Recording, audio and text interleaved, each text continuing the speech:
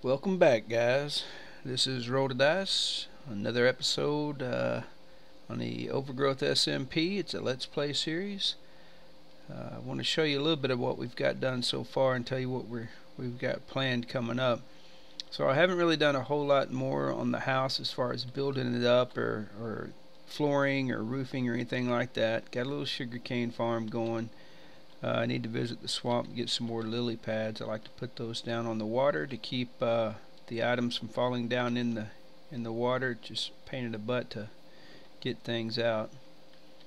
In the house, we haven't done a whole lot, but we did get our enchanting table set up. Used a few diamonds that I found. Raided the village of the bookshelf. Still needed to make one more. Didn't have quite enough, but now I'm all set to go. I can enchant up to 30 levels, put a couple furnaces over here so I can start cooking things up when I need stone and things like that. And over here we went to the nether for the first time and had to go quite a ways out to find a fortress that hadn't been raided already.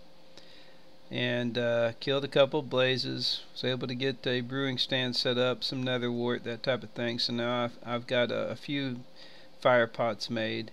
And I've made those as strong as I can get them to 8 minutes. That will allow me to hang out near blazes and things like that and not have to worry about burning to death.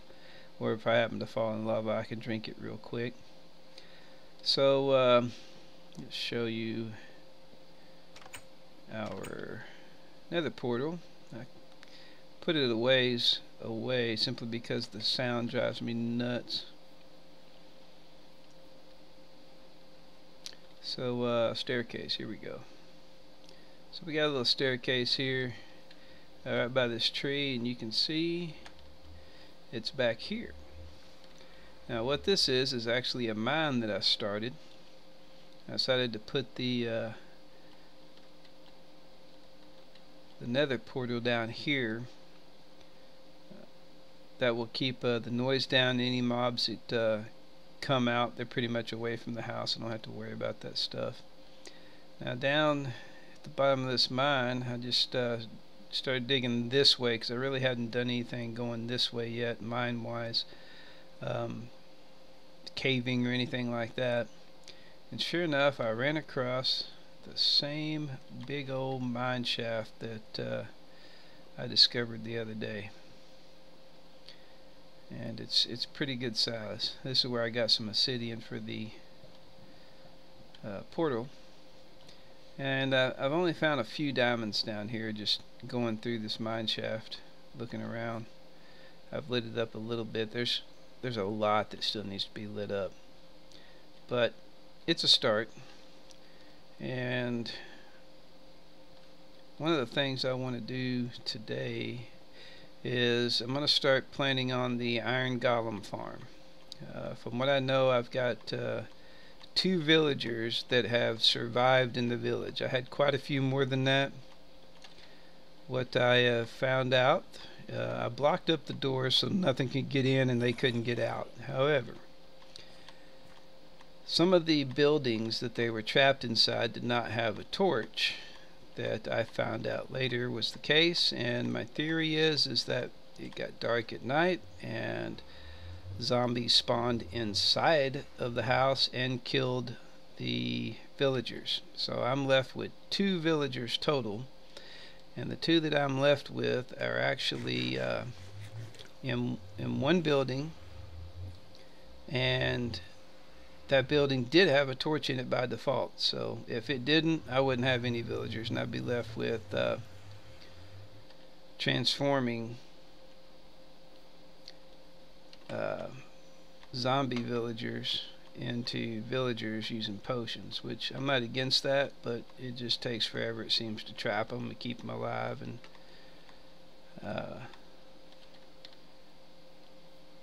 switching them over and stuff, getting them ready. So I'm not going to mess with those 2 villagers yet. I'm going to build the iron golem farm out of sandstone. So I'm fixing to go on a grind as soon as it gets daytime, make some shovels, and I'm going to get a crap ton of sand and make some sandstone blocks. So I keep hearing something. Head on a swivel. We got one skelly over there and one over there. But so that's what I'm gonna be doing for a while. Once I get enough, then I'll get to figure out where I'm gonna want them to be. I'm not worried about that village over there. I'm gonna take the doors off of it so it's no longer a village. And once I get those villagers out of there, I'll put them in a safe place, a temporary building up here. I'll throw down a bunch of doors inside till I get a third villager that spawns, and then I can build my villager breeding cell and start making a crap ton of villagers. I'm going to need them for the iron golem farm once I get the buildings itself built. I'm going to build 2 iron golem farms, probably one over in here, one over in here. They're going to have water channels leading to one central point and then diverting this way to bring the iron golems to me. I'll drop them down into probably a 5-foot drop with a little bit of lava suspended in it to kill them, and I'll have hoppers down below so that I can collect the iron. I want to keep the golem farms kind of close to my house because I want those chunks to stay loaded, so whenever I'm around up here they're producing the iron golems and producing iron for me. The iron is itself going to become obsolete for me after a while, but if nothing else I can use it to make iron blocks, which I'll need eventually for a beacon. So that will help to get a bunch of iron blocks once I get the iron golem farm set up. And I had to make another set of iron armor because I was getting lit up by things, man, and they were all down in the red, so I went ahead and made some new ones, and I've taken a little bit of damage on those too. So I've emptied out a lot of my inventory, by the way. I found some diamonds, and I went ahead and made a diamond pick, enchanted it, got efficiency 4 on it. Of course I really would rather have the unbreaking on it, but it is what it is. I also went ahead and enchanted a diamond sword. I think I've got those in here, and I can't remember what all it's got on it, but it's got a few things.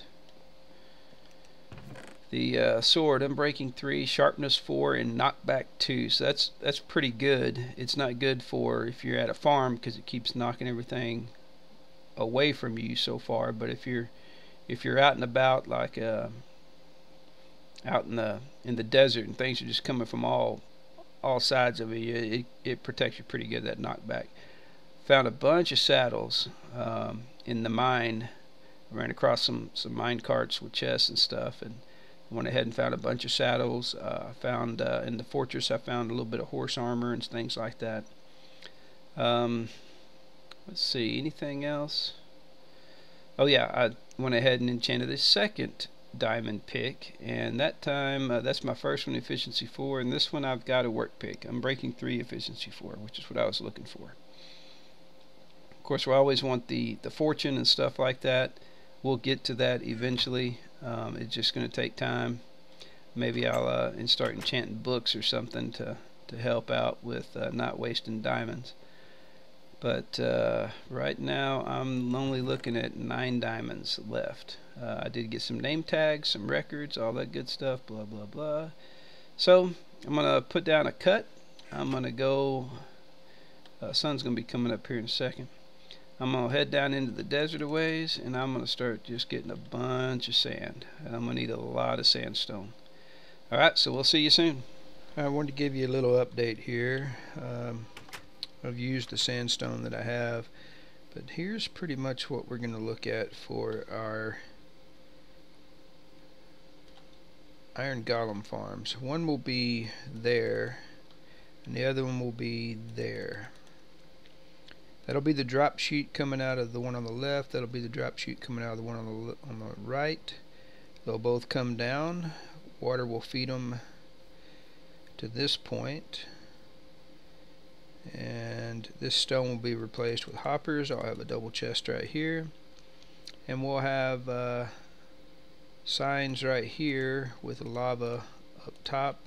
We'll have glass here out in front just so we can see it, and they'll just come and drop down. Now I'm going to have walls of glass lining this entryway, this hallway that they're going to be funneled down through water. That way I can see them coming down.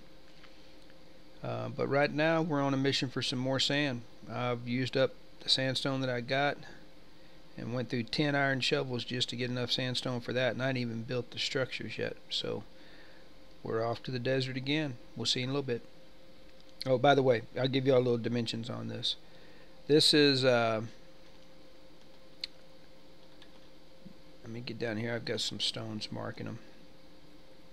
You can see on that dirt aisleway up there, that's going to be the floor of the first layer. That's one side of the farm, and that'll be the other side, and right in the middle are two other stone blocks to center it. So from there to here is 20 by 20. It's going to be 20 by 20. It's 20 blocks. Same thing on the other end down there. And then I came out from this stone block, which is the outer wall, to the outer wall of that one is 100 blocks in between. That way I've got, that's going to be considered a village. This is going to be considered a village, and I've got 100 blocks in between them, which should do just fine. Hey, hey, who's zipping around out there? I heard the Enderman going nuts. So if that gives you an idea, and I'm dropping down about 6 there. I probably should have raised this whole thing up one level, but it's there. I'm not going to worry about it now. Drop them down 6, come down here, they'll drop down 4, which is plenty. The lava will kill them off, and the loot will be collected in a double chest. So that's what we're pretty much looking at. The village on the other side of the mountain there, I'm going to take the doors out once I get the villagers up here in a safe spot and breed them to get a 3rd villager. I'll then make a villager breeding cell that I will have to put probably, you know what, I'm going to get sidetracked. I'm going to have to put it away from these two. So I might put it over here somewhere, just to get it away from them. I have to look at it and see.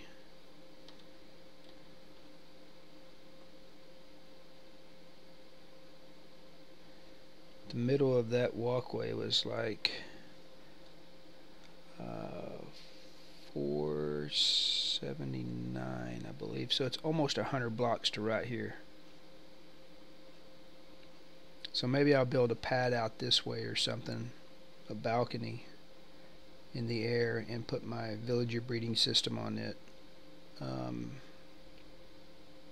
have to think about it. Anyway, I'll have to get some sand. We'll see you in a little bit. I want to give you a little update here. I've just been putting some glass along this pathway. This is going to be the tunnels, I guess you'd call them, where the iron golems fall down. Water carries them down this tunnel. They meet here where the current turns and carries them down this way, and they'll drop into a collection point. I haven't actually started building the farms yet. I still need some sandstone, and yeah, I've been grinding away at sand for, it seems like, forever, and I needed to take a break from it. So I'm doing something else right now, which, in order for the golem farm to work, it's going to take villagers. I've got that village down there, and I've only got 2 villagers left. So what I've done is just create a little temporary holding cell. I know this is uglier than sin, but it's just something to hold the 2 villagers. I've got some doors in here. I want them to breed so that I can get a 3rd villager, and that's what I'm going to need to make my villager breeding cell work. And then I've still got to figure out where I'm going to put that, because I can't have them too close to the golem farm. So I might have to build a little platform coming off of here and stick it out here somewhere. But for right now, I just want to get the villagers up here, let them breed till I get a 3rd villager, and then I'll be set. And I've got this blocked in so no mobs can get in here. Need to take these 2 off, and I'll just drop them down in there and get the stuff, the mine carts and stuff later. Here's a little track I've got set up. So yeah, I thought I was being smart. I blocked off the doors at nighttime to this village, so when all the villagers were inside, thinking, yeah, trap them in, zombies can't get to them, blah blah blah. What I didn't think about was most of these houses don't have torches in them. So at nighttime the houses on the inside get dark, and my theory is that the zombies spawned inside the house and killed the villagers that were in there. This is the only house that's left that has villagers in it, and you'll see it automatically has, I say automatically, these type of houses where they normally have the beehives in the modded version of Minecraft, they have torches on the inside spawned with the house, so that helped out quite a bit. So it kept those two alive, which is what I needed. I don't want any mobs getting in here. Oop, dadgummit, I just broke a...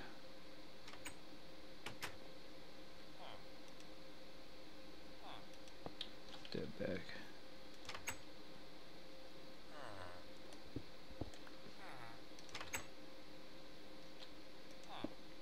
Don't want anybody getting out. Alright, we're gonna need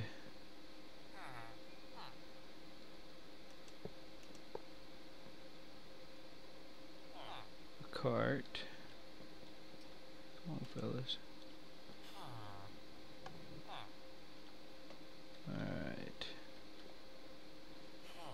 I need to figure out how I can separate these guys. Maybe I'll let him go outside.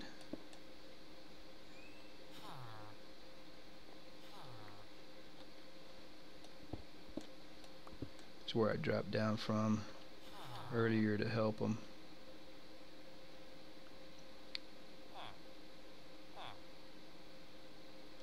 I really need this guy away.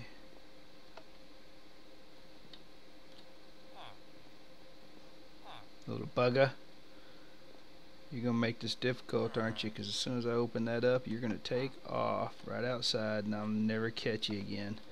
If I only have one villager, then I gotta do it the hard way. So, come on, dude.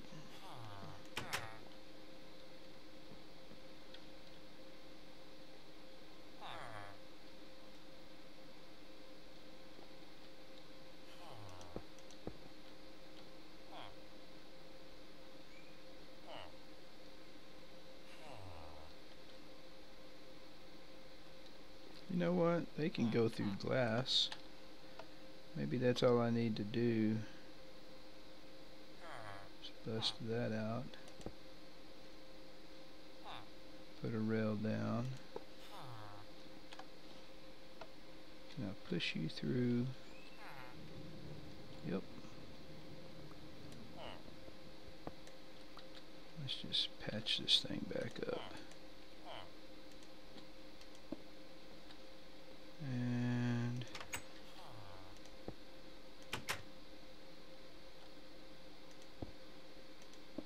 I don't want anything getting in there.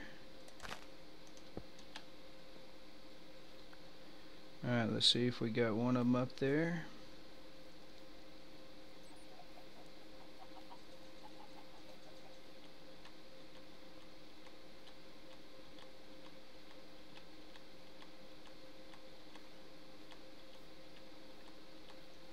Yep, looks good.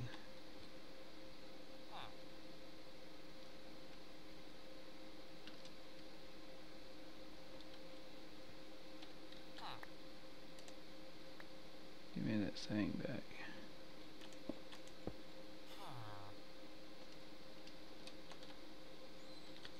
We'll pop this out. They're all good. Let's go get the other.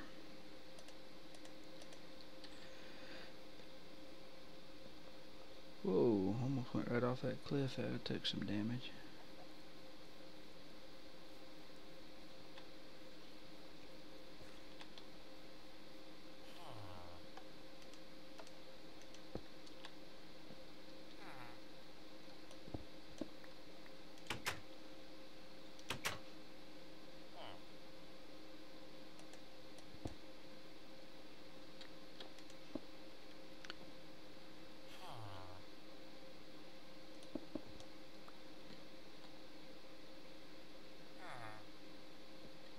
on, dude. Do something. There you go.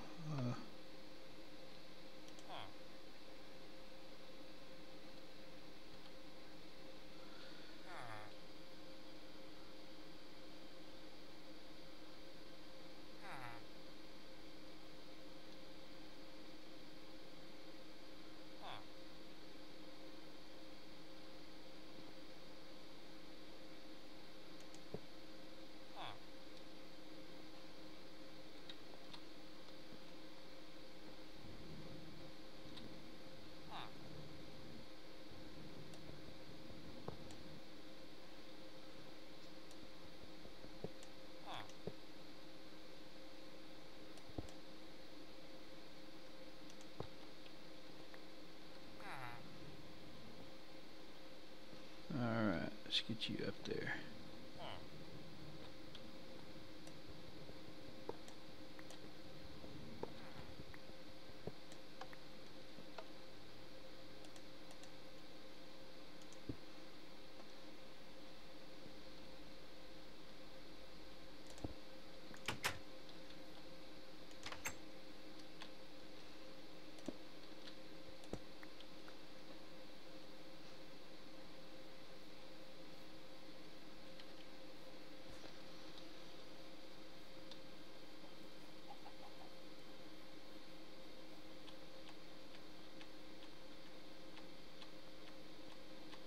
I want to say, I don't remember, so correct me if I'm wrong, but I want to say it takes, for every 4 doors in a village, it allows for 1 villager population.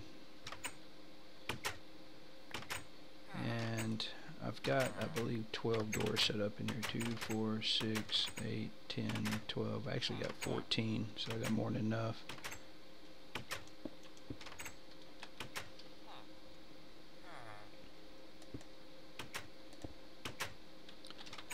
Cover this up with glass.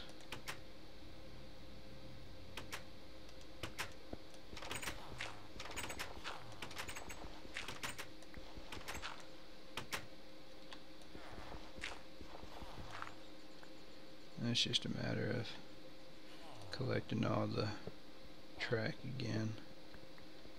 I don't have a whole lot. I went down in the mine shaft and raided all the track I could find. Came up with about a stack and a half.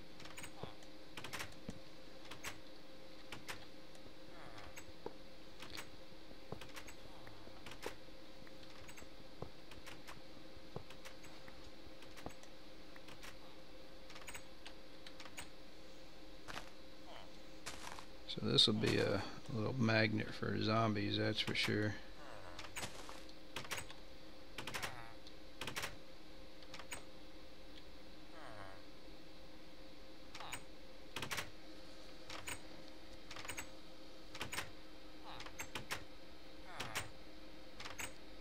I'm gonna let them do their thing, check on them a little bit, make sure there's some hearts popping out. This is key. I've got to get that 3rd villager. I need 3 of them, and then I'll have to figure out where I'm going to put my breeding system.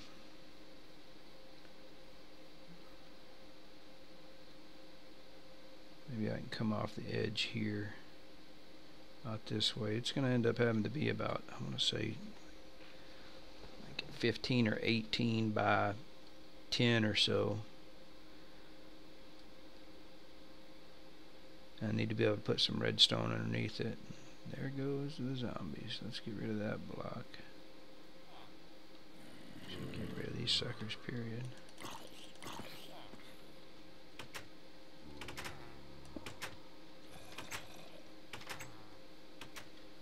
Yeah, this knockback helps out quite a bit. Alright, so we'll let that go and get busy doing some other stuff, and I'll check back in with you here in a little bit and give you some progress update. I need to get some more glass down up there. Maybe that's something I'll work on next. So I'll see you in a bit. Alright guys, I'm back. I want to show you what's been going on. We were successful on the other side of that sugarcane farm out there of getting the 2 villagers to breed a 3rd. And I moved them over and built the villager breeding system, and here's the end result. So I made this platform out here. I'm gonna probably end up changing some of this. I don't like the dirt, but I was low on materials at the time, so I'll replace the dirt later, I think, with something that looks better. But I went ahead and went to the nether, got some nether brick, and decided to make this villager breeding system out of the nether brick. I just like the way it looks. I might end up using sandstone for the floors. I like the way the sandstone goes with the nether brick. But here's the end result. You can see I've already got quite a few villagers in there. I've been letting them breed for a little bit. If y'all haven't seen this villager breeding system, Doc M has a tutorial video that I'll go ahead and put a link to it in the video description that you can go check it out. But this is basically what it looks like. We've got a villager back here in a minecart, and to turn the system on, I hit a button. I'll show you how to do that in a minute. Villager goes up to the top and stops, and when the villager's up top, the system is on and they will start breeding. So this button here sends the villager up. It also, when the minecart passes over this detector rail right here, this redstone torch triggers and turns the water off. So I hit this button, minecart goes up, and the water turns off. And you'll see that they're breathing like crazy. But our villager's now up top. So I've probably got about, if I had to guess, about 20 of them in there. I don't know if F3 is going to tell us the truth or not. I don't think I have 31 in there. I think it's picking up mobs from down below too. But to turn it off, I simply hit the top button, and that sends them back down. And when the minecart runs over that detector rail, the redstone torch triggers and activates the water again.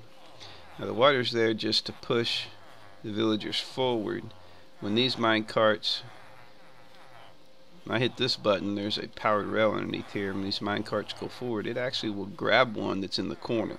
It helps when the water pushes these fellas up towards the front, because they all gathered towards the corners. Now I'm going to start working on trading with these guys. I just have to get some more stuff. It's tough to start the trading early. I've also expanded out my sugarcane farm quite a bit, as I'm going to need a lot of paper to trade with these fellas. So anyway, there you have it. We were successful with that, and I think the next thing we're going to do is get the 2 iron golem farms going. And I'm probably going to see if I can't get one of our guild members to assist me with one of those. And we'll see if we can't make an episode out of that. So I appreciate you guys watching. Until next time, we'll see you later.